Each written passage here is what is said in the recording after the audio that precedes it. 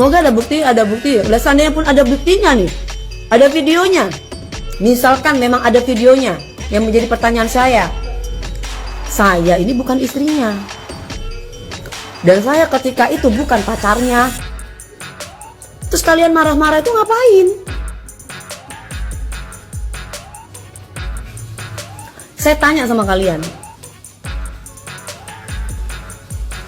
Saya ini bukan istrinya. Saya juga bukan pacarnya.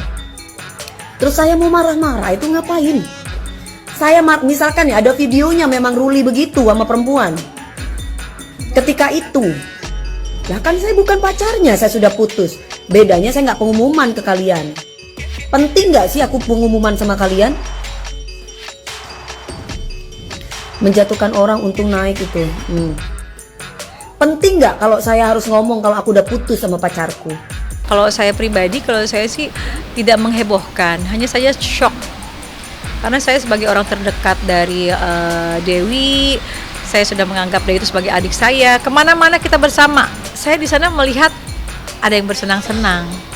Jadi saya berpikir ada orang bersenang-senang di atas penderitaan seorang Dewi Persik. Jadi aku nggak pernah dengar bahwa mereka putus, karena memang kalau misalkan orang pacaran ada berantemnya kan wajar-wajar aja kayak gitu. Jadi aku cuma bingungnya gini loh, kenapa pas ketemu saya laki-laki itu pergi dan kabur? Harusnya kalau dia memang baik-baik dia bicara. Aku langsung telepon tuh 1:30 atau jam 2 langsung aku telepon.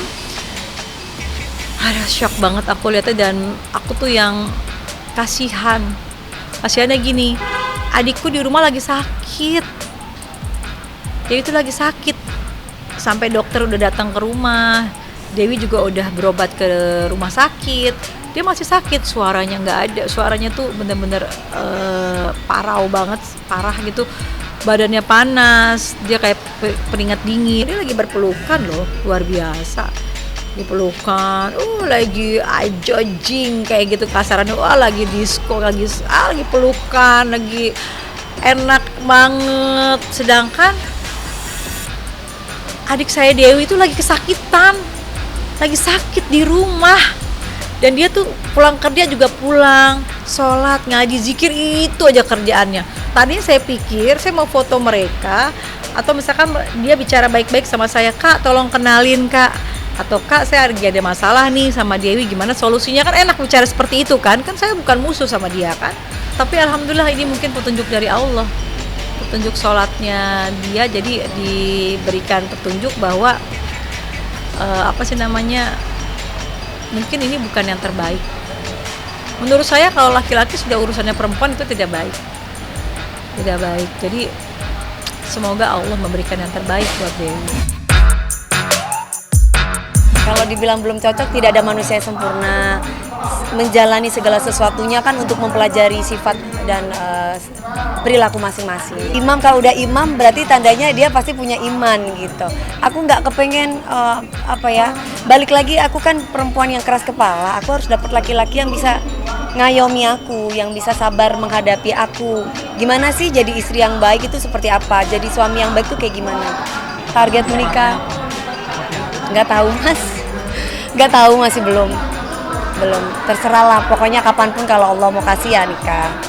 Nanti lihat ke depannya aja. Kalau trauma pasti ada mas, kan takut gagal ya. Aku kan cari di sini, kalau aku mau cari suami itu banyak, aku kan cari imam yang bisa contohin aku yang bagus, yang bisa mengarahkan aku yang baik. Karena kan aku itu kan perempuan keras kepala, jadi aku tuh harus bisa dapat sosok imam. Jadi aku tuh nggak bisa berkutik kalau oh iya dia ngerti agama, dia paham, jadi aku harus seperti apa dan gimana gitu. Sebenarnya kalau mau putus gak putus di suatu hubungan itu hal yang biasa. Cuman kan kita lihat lagi hubungannya juga baik-baik gitu ya. Dan aku selalu support siapapun, asal dia mencintai tante saya, menyayangi tante saya dengan tulus dan support tante saya akan support gitu. Saya akan dukung. Contohnya kayak Om Ruli saat ini, Om Ruli juga baik kok, support Tante Dewi. Terus sebagai pasangan juga selalu saling ada, saling melengkapi. Jadi menurut saya ya saya support aja. Doain aja lah ya, karena kan yang berhak menjawab ini kan Tante Dewi gitu. Kalau aku juga nggak tahu Kita gimana. sebagai keponakan Ya, cuma mendukung, support aja. Lagi, ya siapa sih Mbak yang nggak berharap suatu hubungan tuh ada ending yang bahagia? Jadi kita doain aja, buat netizen yang ada di rumah juga doain yang baik-baik, karena doa baik itu juga lari ke diri kita gitu.